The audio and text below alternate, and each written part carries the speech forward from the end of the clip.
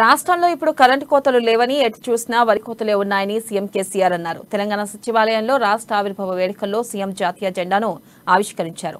అనంతరం మాట్లాడుతూ 60 ఏళ్ల పాలనలో ఏ ఒక్క ప్రభుత్వం కూడా విద్యుత్ సమస్యను పరిష్కరించలేదని, కానీ కొత్త రాష్ట్రంగా ఏర్పడిన తెలంగాణలో కొద్ది రోజుల్లోనే ఆ సమస్యకు పరిష్కారం చూపించామని అన్నారు. తలసరి ఆదాయంలో పెద్ద రాష్ట్రాల కంటే తెలంగాణ ముందంజలో ఉందని చెప్పిన సీఎం కేసీఆర్ ఇతర రాష్ట్రాల ప్రజలు కూడా తెలంగాణ మోడల్ను కోరుకుంటున్నారని చెప్పారు. తక్కువ సమయంలో దేశానికి తెలంగాణ ఆదర్శంగా నిలిచిందని, ప్రతి రంగంలోనూ తెలంగాణ టాప్ లో ఉందన్నారు. ఉద్యమ తెలంగాణ ఉజ్వల తెలంగాణగా మారిందని వెల్లడించారు. తెలంగాణ రాష్ట్ర అవతరణ దశాబ్ది ఉత్సవాల శుభ సందర్భంలో ప్రజలందరికీ నా శుభాకాంక్షలు.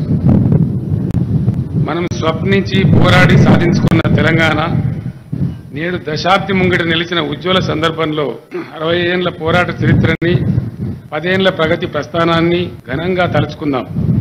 భవిష్యత్తు పురోగమనానికి మహోన్నతమైన ప్రేరణగా మలుచుకుందాం.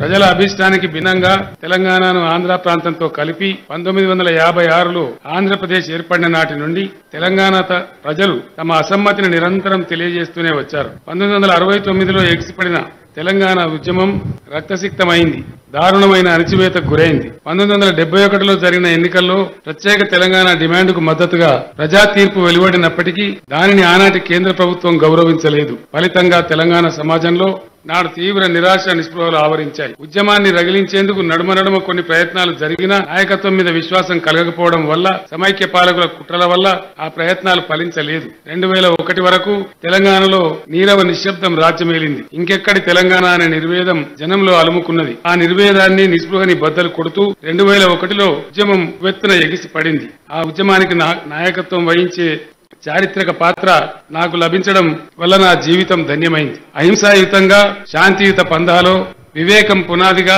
వ్యూహాత్మకంగా సాగిన మలిదశ ఉద్యమంలోకి క్రమక్రమంగా అన్ని వర్గాలు వచ్చి చేరాయి. ఈ ఉద్యమంలో ప్రముఖ పాత్ర వహించిన మేధావులు, విద్యావంతులు, ఉద్యోగ ఉపాధ్యాయులు, కవులు, కళాకారులు, కార్మికులు, విద్యార్థులు, మహిళలు కులమత భేదాలకు అతీతంగా సిద్ధాంత రాంతాంతాలకు తావివ్వకుండా ఏకోన్ముఖులై కదిలారు. వారందరికీ నేటి దశాబ్ద సందర్భంగా సవినయంగా తలవంచి నమస్కరిస్తున్నాను. స్వరాష్ట్ర సాధన కోసం తమ ప్రాణాలను అర్పించిన త్యాగధనులైన అమరులకు హృదయపూర్వకంగా నివాళులు అర్పిస్తున్నాను. 2014లో అధికారంలోకి వచ్చిన నాటి నుండి బీఆర్ఎస్ ప్రభుత్వం అమరుల ఆశయాలను, ప్రజల ఆకాంక్షలను నెరవేర్చేందుకు మనసా వాచా కర్మన అంకితమైంది.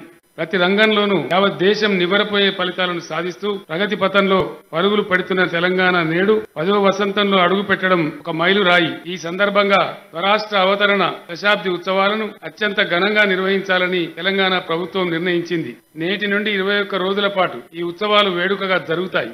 గ్రామ స్థాయి నుంచి రాజధాని నగరం వరకు రాష్ట్ర వ్యాప్తంగా జరుగుతున్న ఈ ఉత్సవాల్లో ప్రజలంతా